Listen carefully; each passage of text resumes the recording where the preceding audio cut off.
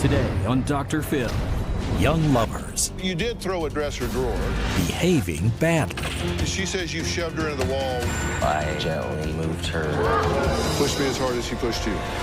Should she walk away? She said you've torn the doors off the hinges. I've never torn a door. Did you not notice that? Or stand by her man? I think he forgets sometimes. Stop making excuses for him. Let's do it. Have a good show, everybody. Here we go. This is a safe place to talk about hard things. Stand by, Dr. Phil. I try to be an emotional compass and point you in the right direction. In 5, 4. I am not giving up on you. Go, Dr. Phil.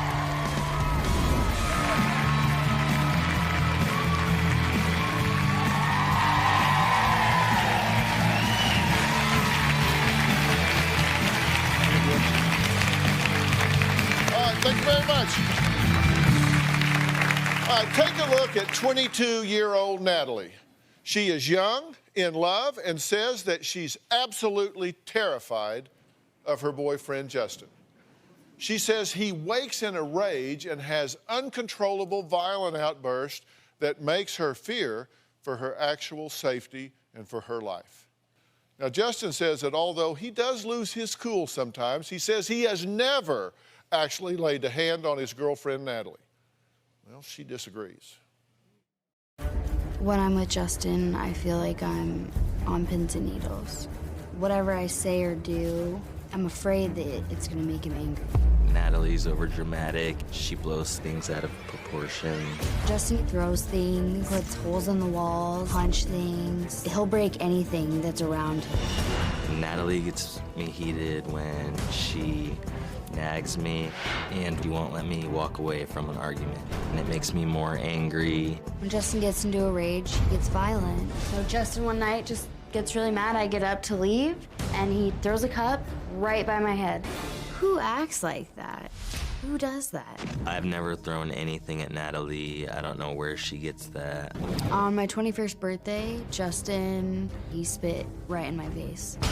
And I was so scared, I actually left through the window. A couple weeks ago, Justin and I got in an argument. I'm asking him, please don't leave, please don't leave. I started getting mad. It started escalating. She blocked the door with her foot. He takes a step towards me, shoves me right here as I'm holding the baby. I never thought Justin would ever put his hands on me, especially while I was holding our son. That was a wake-up call for me. I ended up calling the police to file a report. I'm always afraid, because I never know what's gonna happen. You've been together 4 years, right? Yeah, Correct. But you're not married. not married. Do you want to get married? Yes. Do you want to get married? Yes. Why? Because I love her, and I know that I love her, and I want to be with her forever. And you love him and want to be with him forever? Yes, absolutely. Now, when y'all first met, you got along great, right? Oh yeah, great. He was charming, Yeah. but now it seems to have taken a different turn.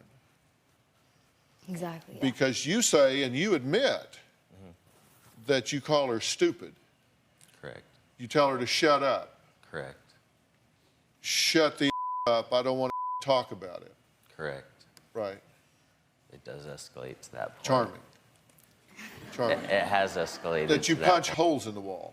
Yes. You punched a hole in the front door, you get so mad. Yes. She said you've torn the doors off the hinges, you get so mad. I've never torn the doors off hinges. Our bedroom door, it came off the hinges. Remember that day? It opened the other way, like, you know. That was one time, yeah. It has been off It the opened the hinges. other way? Right, yeah. That's our door to our bedroom.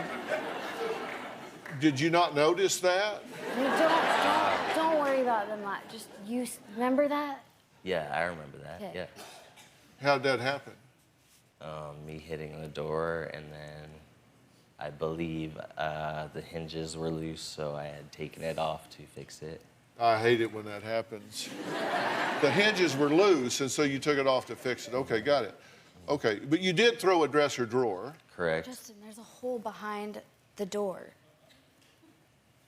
Do you see the hole behind the door where the door slammed? the opposite direction. Do you see that? Yeah. Okay, so it opens in, right? Like, Right here? yes, yes. Yeah, it did go. Yeah, Yeah. it went the opposite way, and Is that when it was loose? still attached, and then I took it off. Is that when the hinges were loose, it knocked a hole in the wall? Yeah, yeah. Like when I hit it, it went the other way. It went through the doorway and hit the other backside of the wall, and it was still attached, and I had taken it off. Let me hit the reset button here. If you two want this to work, you've walked in the right room. I can help you with this. Okay. I really can. I can help you with this. I do know how to fix this. I know how to do this. Thank you. And it starts with what I'm going to tell you now. Okay. Don't me. Okay? Because I can't fix what you don't acknowledge. If you're not willing to make a to-do list of things that you need to change in the way you parent, the way you couple, the way you relate, then it'll never get done. I mean, things don't get done if they're not on your to-do list, right? Correct. So we could waste our time with you running around the mulberry bush and me chasing you. I'm not trying to do that. Or you can just, own it. And the same thing, what? I think he forgets sometimes, That's why I take pictures. Okay. When he's in a rage, Okay, you're in the right room too. Yeah. Okay? First thing you need to put on your to-do list is stop making excuses for him.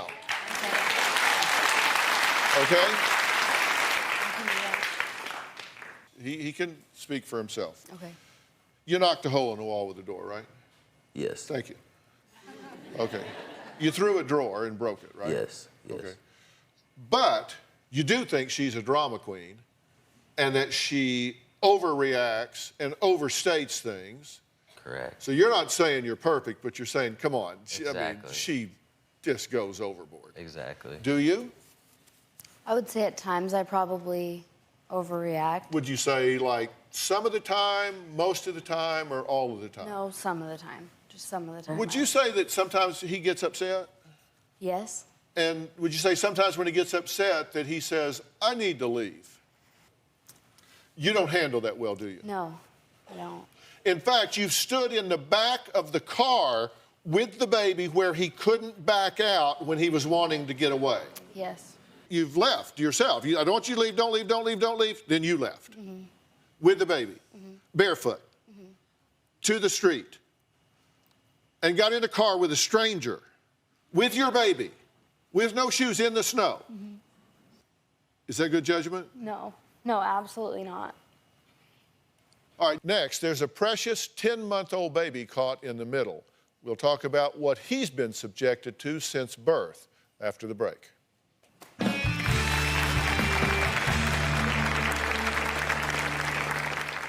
Things are pretty toxic between Justin and I.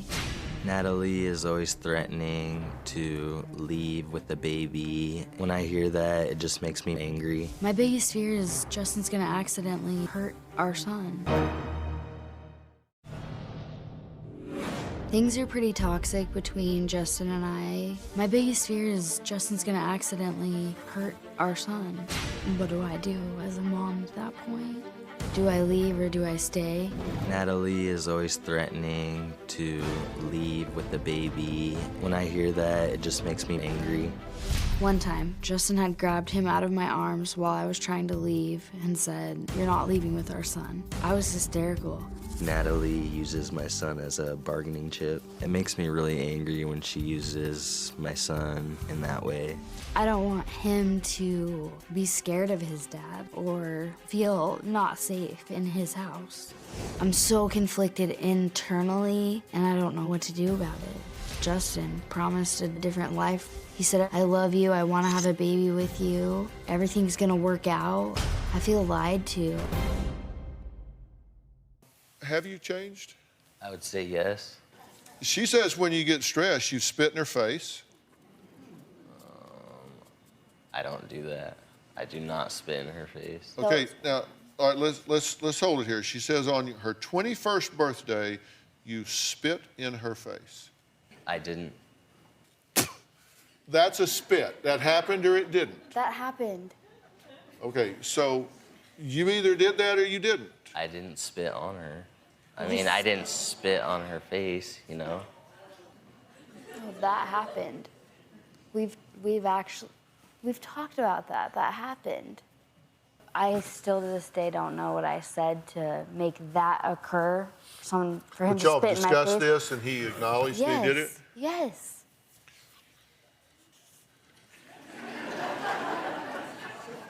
So not only do you not remember spitting, you don't remember discussing spitting. No. When you discussed spitting, what did he say? When we're watching your show, and people, you know, that's come up with other couples, and I said, that's happened to us. He said, one time, you know, like, and you were being horrible. And I admit, it might have been my fault, you know, because I was intoxicated. So it was your fault that he spit on Just for my actions, for what I was saying to him. you? Yeah. We went over this, not making an Right, excuse for him, right, but that right. was earlier. You were making an excuse for him earlier, but now you know that would be a bad thing to do. Right, right. Okay, but do you remember don't having that? You were remember that. watching the Dr. Phil show and somebody would spit on somebody and she I said, don't see, remember that at all. see, we've done that. I don't remember that at all. You don't remember that at all? Okay. Okay. She says you shoved her into the wall when she was holding the baby. She turned so the baby didn't hit the wall and went and fell into the wall. She said you were shocked almost like it was an accident. It was an accident that she had fallen off of balance. I, you know, gently moved her away from the door. I didn't turn around and shove her like that, you know. I had one hand on the door handle and I went to open it. I saw that she was barefoot and I didn't want to jam her toe into the door. Stand up if you would. Show me how you gently saved her foot from being... Okay, the door's right here and it swings open this way. I had my left hand on the handle like this. And I'm her holding the baby. Her foot was in front of the door like this to stop. She was barefoot, and I had realized that she was barefoot. So I'm her, so gently put me So where... I had my hand on the door handle like this, and I went like this Okay, to move her out of the way. okay, And then I opened the door at the same time. okay. Now, okay, have a seat, stand up. Now I'm you holding the baby. Now you show me what he did. Okay, so... did you have your foot? Same thing. You got your foot? I remember him taking his hand off of the door handle and pushing me, like... Pushed me as hard as he pushed you. Like, and I, you know, I'm holding the baby, and I mean, Okay. that's what I... All right. Okay. I would say neither one of those would be okay. Your parents bought a home that y'all are living in, Correct. but you say they're about to evict you. Yeah. Your parents are going to evict you. They haven't told me that, but we're behind on our bills. It's not just that, it's the damage to the house is one of the reasons why his mom has mentioned that to me. Well, I mean, everything's fixed now. Right. She doesn't There's care no about damage in the house. But you're right tearing now. the house up, Right. And that's what right. she cares about. knocking holes in the wall, Yeah. doors off. Yeah, and I do feel bad about it, even the same after I do it, you know. Next, I'm going to add someone who's lived through 2 abusive relationships. We're going to find out why she's waking up in a cold sweat, terrified for her life when we come back.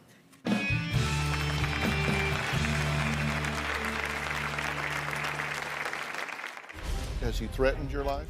He's told me, you make me so mad, I just want to kill you. She says that during the relationship that you were physically abusive with her. That's not true. I cannot believe that you're going to sit up there and lie to everybody. It's over.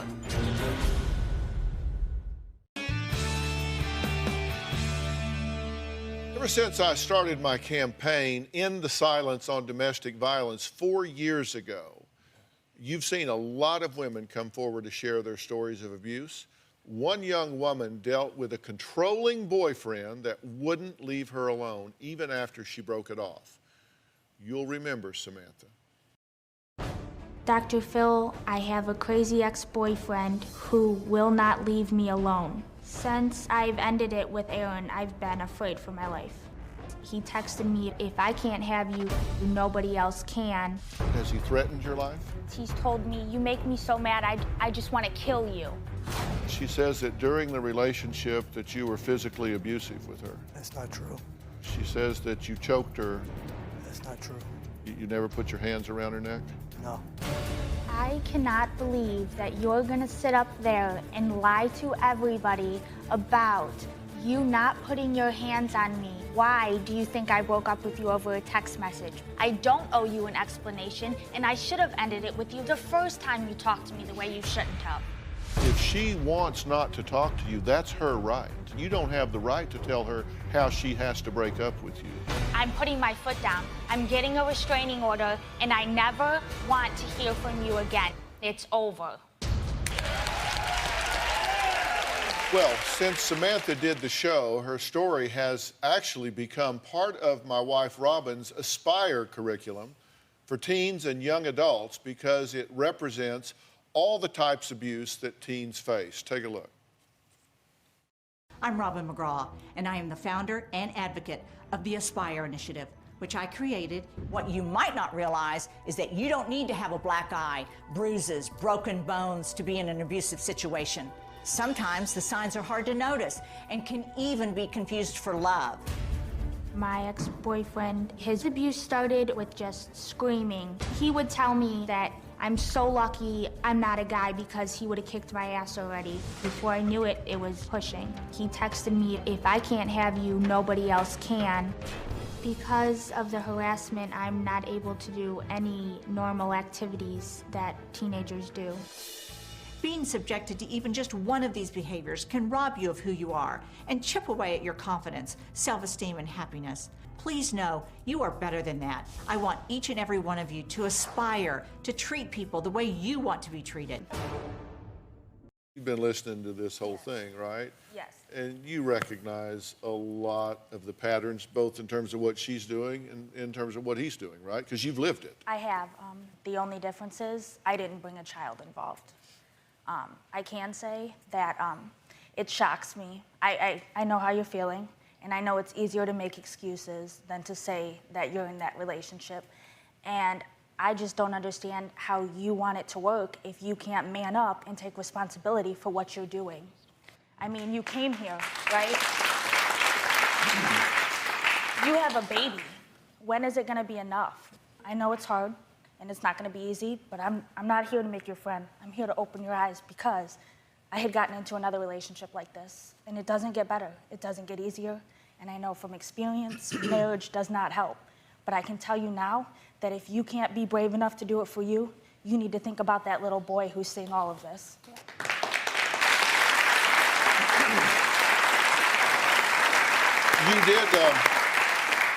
You did get married, right? You didn't date anyone for a long time, right? 2.5 years I went without dating because I was scared to death of getting into another abusive relationship. I had ended up meeting an ex, and then I realized maybe if I become his wife, it'll get better, because I'm not the girlfriend. I'm not the fiance, I'm the wife. It doesn't get better. That's manipulation, because once you're his, you're always gonna be his. And where is he now?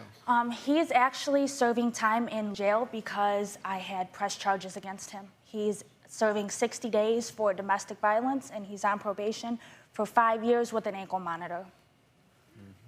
And you filed for divorce? I did. Well, I'm very sorry. I'm very sorry that you've had to go through that. And what you're saying is she's telling you she doesn't want you to go through that. If your own mother is talking about evicting you from her house because you are destroying it with your fits of rage and anger, that's a clue.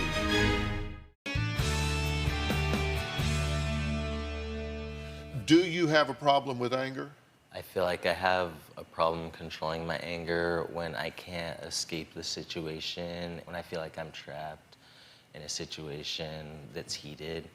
I feel like I can't control it. Would that be a yes? So, yeah, that'd be a yes. Well, no, I said, do you have a problem with anger? And you said, well, Yes. That's And then a you problem. basically That's a said, problem, if yes. people won't do what I want them to do when I want them to do I it, can't then leave, yes. yes. And you understand that in relationships, you can't always leave. You have a child, you have responsibilities, you have circumstances and situations where you can't just come and go at your leisure. I realize that. Let me tell you, if your own mother is talking about evicting you from her house because you are destroying it with your fits of rage and anger, that's a clue. Yeah, definitely. What do you think about what I'm saying here? I think it's all true. It's hard. He has a lot on his plate. We both have a lot on our plates, and Don't do that. Don't make excuses for him. Here's the deal. Neither one of you have a clue what marriage is. Neither one of you has any idea how to communicate. Neither one of you knows anything about boundaries or respect, and it's just absolutely, unequivocally not working.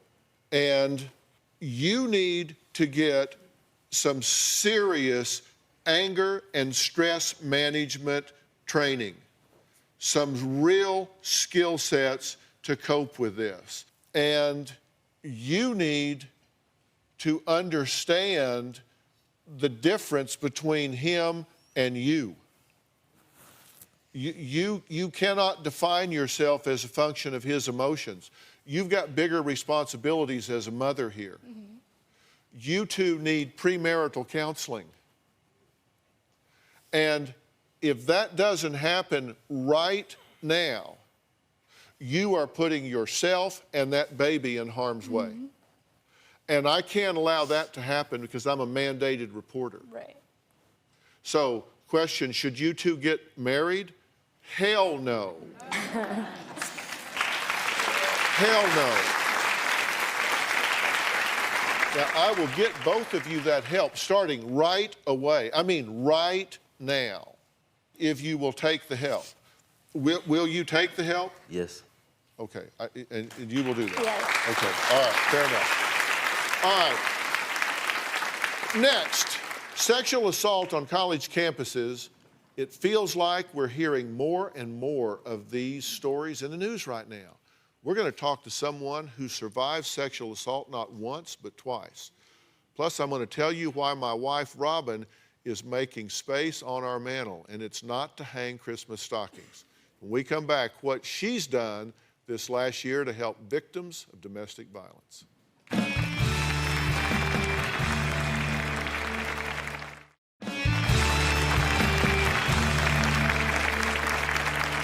Well, ever since I've known her, my wife Robin has talked about empowering women. Well, her dream came true even more last year when she established When Georgia Smiled, a foundation dedicated to helping women and children live healthy, safe, and joy-filled lives, especially those affected by domestic violence. Now, one of her first projects was the groundbreaking Aspire News app, and it has been recognized as one of the 2 most beneficial apps in the fight against domestic violence. I can tell you this, she is just getting started. Recently, my wife Robin announced the first program from her new foundation, When Georgia Smiled, the Robin McGraw Revelation Foundation. The first program, When Georgia Smiled, is introducing is called the Aspire Initiative. It is a very exciting, interactive program designed to stop domestic violence. Robin recently had the privilege of visiting Laura's house. They allowed our cameras to take a never-before-seen look inside of their women's shelter. I am thrilled to announce that my wife, Robin McGraw, has just been named the celebrity spokeswoman for Girl Scouts of the USA.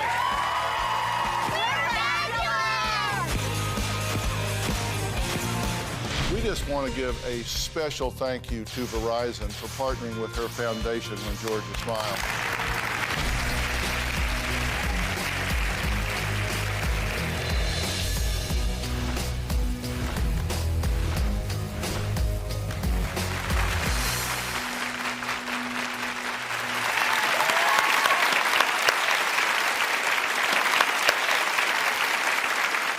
This Aspire News app has been recognized on Capitol Hill by the National Health Collaborative on Violence and Abuse as one of the 2 apps in 2014 most beneficial in the fight to end domestic violence. We're nearing the 200,000 downloads. And Samantha's been part of it. We've used her story in it.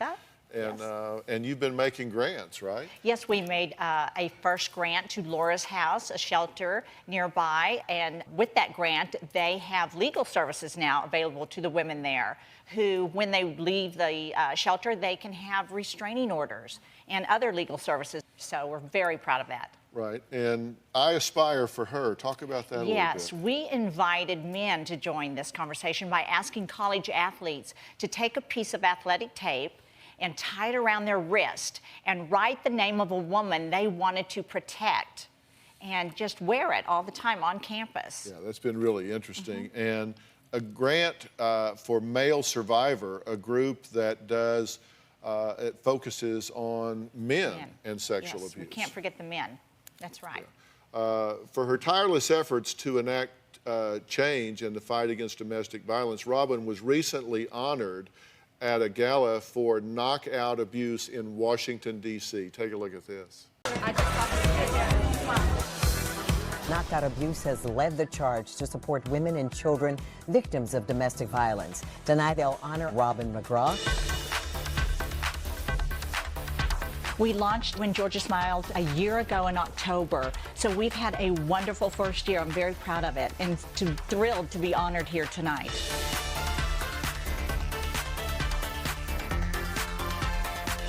Please join me in welcoming our 2014 honoree, Mrs. Robin McGraw. What an unbelievable honor it is to receive this award. Over the years, I've watched courageous women talk to my husband on national television about domestic abuse. There is no theory under which a man should ever put his hands on a woman in anger. I don't care what happens. Believe me, it is infinitely powerful and inspiring. Being witness to this made it clear that I could not just sit back and do nothing. It is my hope that through When Georgia Smiled, we can reach out to these women and offer them aid to help them know that they are important and they deserve safety and to live a life filled with peace and happiness. Thank you again for this beautiful honor, and God bless you.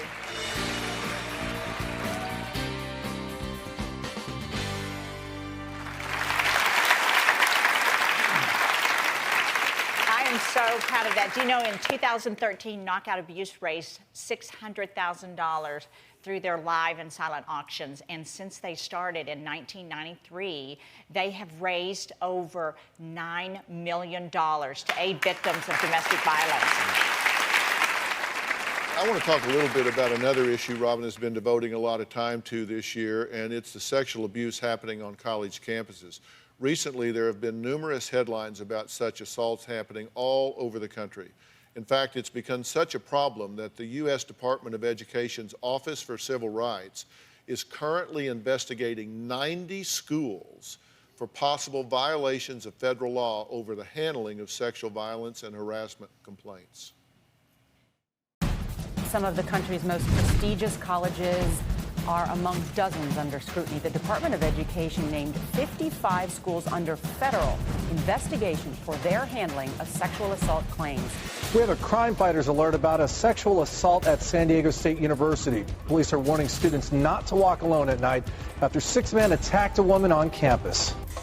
American University is pledging swift action tonight after some leaked messages outline some really horrible behavior by an underground fraternity. Those leaked messages describe things like hitting and raping women. 6 men tackled her to the ground, forced her to drink an unknown liquid, and sexually battered her.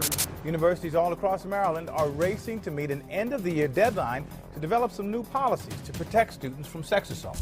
In response to recent rape allegations against at least one Cal State San Marcos student, protesters gathered on campus today to raise awareness about the issue. Spent a lot of time talking about, oh, that girl is drunk. make sure she's home safe. But what about that guy is acting inappropriately and taking advantage of a drunk girl?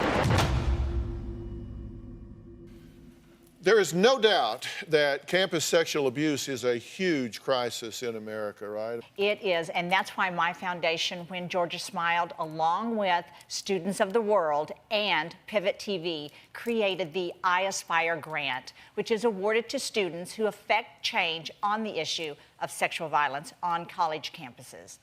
I am so happy to announce that after receiving submissions from universities all over the country, we have chosen two very worthy recipients. The first one is Laura Swanson. She herself is a survivor of not one, but 2 sexual assaults and is passionate about raising awareness and ending sexual assaults on college campuses. She has produced a documentary called Every 2 Minutes about survivors of sexual assault. Take a look. The issue of sexual assault is actually very personal for me because I have been assaulted. The experience affected my self-esteem and my self-worth, and it really made me question why I was expected to be shamed. The turning point that made me really want to get involved in this issue was when a friend disclosed her story to me, and I realized that this is so common, this has happened to so many people. I'm a member of the university's sexual assault crisis intervention team. My main goal is to help people not feel ashamed. So many people are ashamed to talk about it, or they're afraid. It has to make you uncomfortable in order for it to stop, because it's not going to otherwise. My most important thing that I've ever done involving the issue of sexual assault has been the production of a short documentary film called Every 2 Minutes. My documentary film is about 17 sexual assault survivors, including myself, and their stories, along with the advocacy program here at Michigan State University. I'm a survivor. I'm a survivor of sexual assault. I'm a second-generation survivor, and I am proud to be talking about this. I want to thank the Robin McGraw Foundation, Students of the World, and Pivot TV for creating the I Aspire grant. It just made me realize that I'm taking it one step further, that I'm going to actually be able to create an even bigger change than I already set forth. Great job. Great job. Thank you. What made you want to share your story? Well, I think that after my work, and just knowing that the statistics are true and even might be underreported, I felt like, asking people to share their voice, I wanted to share mine as well. Well, for people that haven't seen the documentary Every 2 Minutes yet, what's the one message, the one thing that you might want people to know? I want people to know that it's really difficult for people to come forward with the way our society sees sexual assault and puts a lot of shame on it. And I want them to just think about what they would want to hear, if they were to experience this and they were to disclose this to another person. Well, God bless you for your courage. Exactly why you're the winner. God bless you. All right, next we'll meet another I Aspire grant winner. He's a fraternity president at the University of Utah. Why this topic is a passion of his when we come back.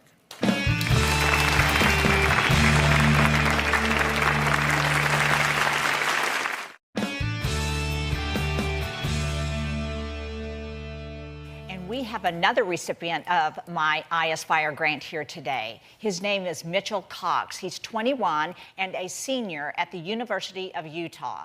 Take a look at his story. We'd just really like to thank all of you guys for coming out and supporting our Sexual Assault Prevention Forum.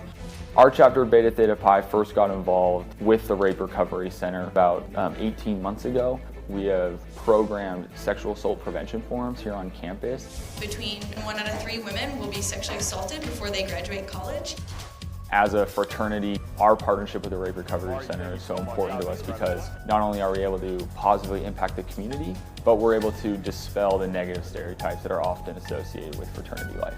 My question is kind of an uncomfortable one. I think it's incredibly important that men on college campuses are actively involved with the prevention of sexual assault. How can you find a good middle ground between being respectful but not intimidating? We have to have dialogues that are real and meaningful about what sexual assault is, why does it play out the way that it does. Some of my very close friends have been victims of sexual assault, and seeing the trauma that has caused in their life, that's what really inspires me to raise awareness. Nice work, my man. Thank you, sir. We're just so honored to partner with Robin McGraw, Students of the World, and Pivot TV in our own prevention efforts with the Rape Recovery Center in hopes that we can spark some sort of larger societal change. Robin and I were talking last night that it's one of the things that really caught your eye was their focus on bystander intervention and how important that is. Bystander intervention is empowering bystanders to intervene when they see either a dangerous situation or a situation that might be uncomfortable. And especially within a university setting or within a Greek system, to have men or males who are able to step up, whether it's to their fraternity brothers or their roommate or whoever the case may be, and first get the person in danger safe, and then have a conversation to hold the other person accountable, the alleged perpetrator accountable. That's what our society really needs to start to make a positive movement in the area of sexual assault. I love hearing that. That's exactly why we had 2 winners. We were only supposed to have 1 winner, but that's exactly why we had a tie, because I loved hearing your message. Thank you so much. Oh, thank you so much. I want to take this opportunity also to acknowledge some very important people in my world. They are Margot Jaffe and Angie Gontaruk. Margot is the creative director of Students of the World, and Angie is their production manager. They were a big part of making my IS-Fire grant happen. And so I want to thank you both and the whole team at Students of the World. We are also thrilled to have worked with Pivot TV, a division of Participant Media. They do a great job with young people aged 18 to 34. So thank you, Pivot TV. Thank you both so much. All right, Mitch, final thoughts after the break. Campus sexual assault is a huge topic, and we want to hear from you at home. Email drphil.com with your stories. Good job. Thank you. Thank you. Now, I've got to tell you a story about Avery in London. I brought in some pictures to show you what just happened recently on our little vacation over Thanksgiving holiday. Here's Avery in London. And I swear they were only gone for a few minutes and no one heard from them. It got quiet in the other room. And when we found them, it was pure joy everywhere. Even Mom and Dad were with us. So yeah. It wasn't just our fault. Yeah, no. And to my IS-Fire grant winners, Laura Swanson and Mitchell Cox, congratulations. We'll see you next time.